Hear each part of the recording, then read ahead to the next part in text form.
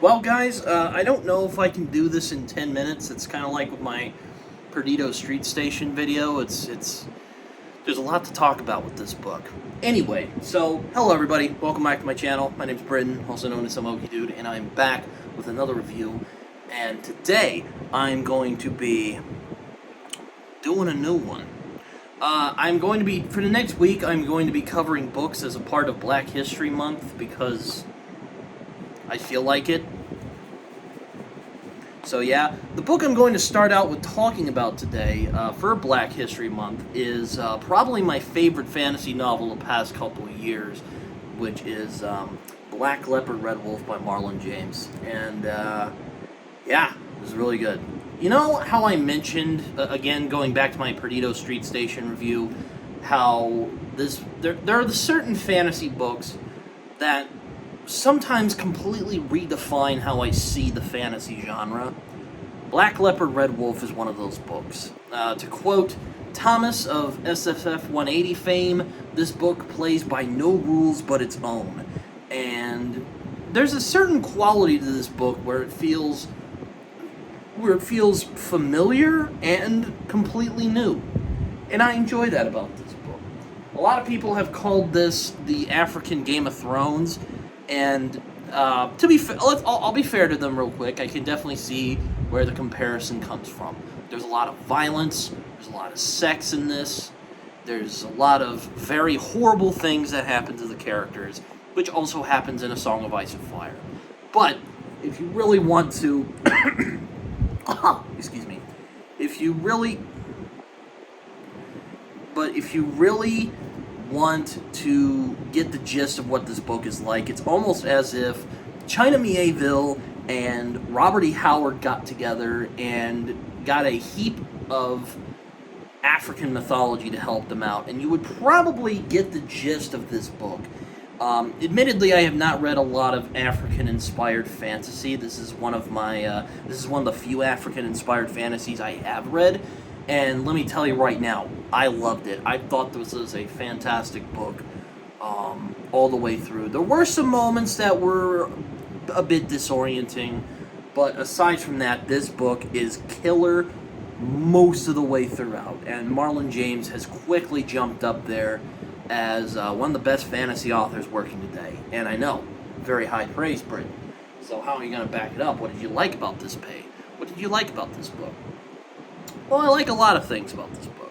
I guess I should just go into it and say that my favorite thing about this book is that it is just completely its own thing, and you could just tell Marlon James is just itching to go off on the page with all of the crazy, wacky concepts that he's come up with for this fantasy world.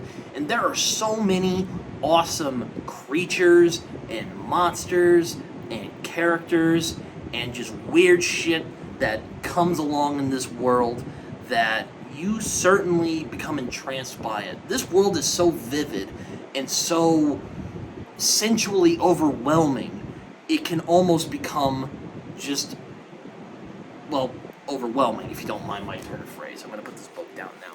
I also love the design of this book. I just love the look of it. I love the colors, and I love the purples and the blues, and yeah, really good stuff.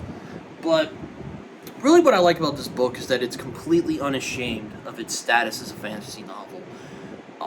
This book leans very nicely into the fantastic. There are a lot of strange things in this book, such as doors that go to other parts of the land, creatures that are basically like vampires except they suck out your blood and replace it with lightning.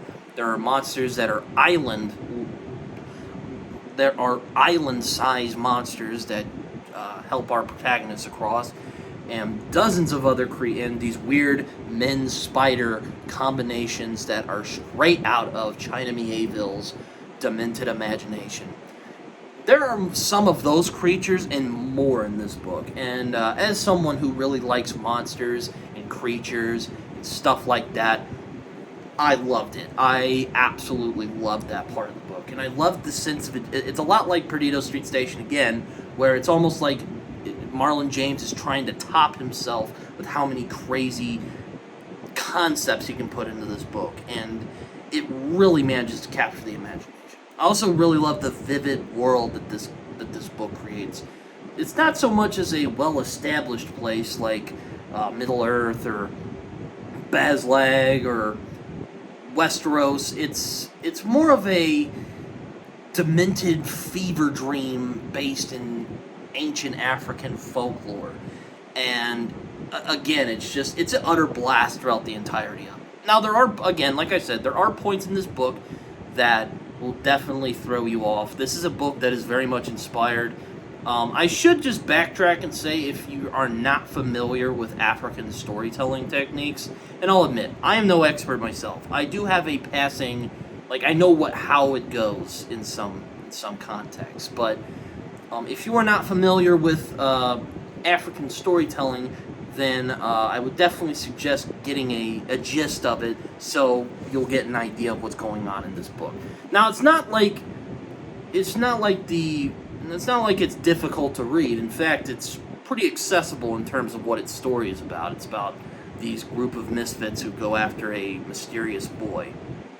But it's the way that the story is told that might throw some people on a curve, but I'm sure you'll get that as you get into the book. There's a lot of really strange creatures and characters in this book. And I have to say, I really enjoyed the characters in this book as well. All of them felt very believable. They were human, though admittedly at times the female characters were a bit less sympathetic than our main characters. My favorite character was probably Sidogo, which is he's a member of the Ogo clan of giants, though he really doesn't like being called a giant. You would expect him to be and he's a hired killer and whatnot, and you'd expect him to be like this super tough, stoic guy, but no, he just wants friends. He just wants to hang out with people and have a good time.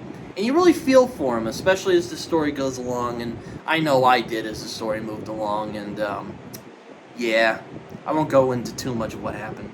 We also have Tracker, who's a guy who has, as they say, he has a nose, which means that he can track people based on smelling them, and he can basically track them to wherever they go to.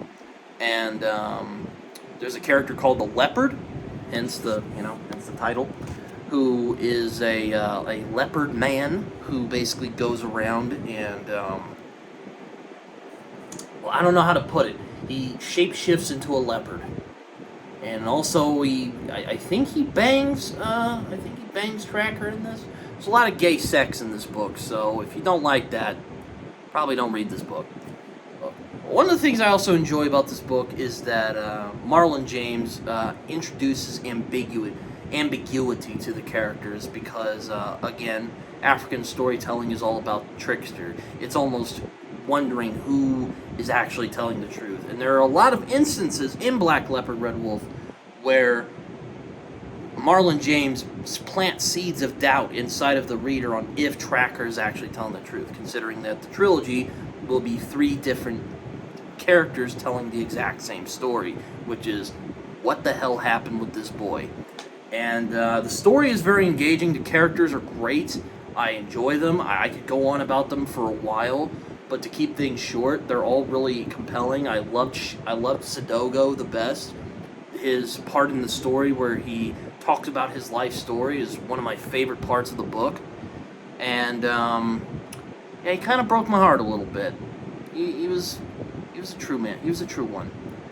I should also mention that there is a lot of really adult content in this. So there's a lot of sex, there's a lot of violence, and there's a lot of sexual violence in the book. I am hardly a prude, but there is a moment in this book where our dear protagonist gets ganged up by a group of were-hyenas. And all I'll say about that is, yeah, I don't like reliving that part of the book. But I did really enjoy this book. I mean, there's not really much else for me to say about this, aside from this was a really strong book, and I can't wait to see what else Marlon James does next. And I bet you're wondering, Britton, do you have Moonwitch Spider King, which just came out this last year? And as a matter of fact, I do. I just recently got this I have a hardcover version and I have a paperback version. So I got the paperback because I prefer paperback, and I'm definitely planning on reading this soon because I really love Black Leopard, Red Wolf, and it actually makes me want to read Black Leopard, Red Wolf again because I wanted to read it again, and I don't usually reread, but after my break from fantasy for a while, I kind of want to read this again because I want to. I want to see if any of my opinions has changed since I first read it. But yeah, so Black Leopard, Red Wolf. I don't know if this rambling review really did justice to why this book is fantastic, but I hope you guys enjoyed it at least. I enjoyed making it, and next couple of days I'll be putting out some other books from Black authors who I enjoy, so keep that in mind. This was my review of Black Leopard, Red Wolf. I hope you guys enjoyed this book review. I will see you guys later. Bye.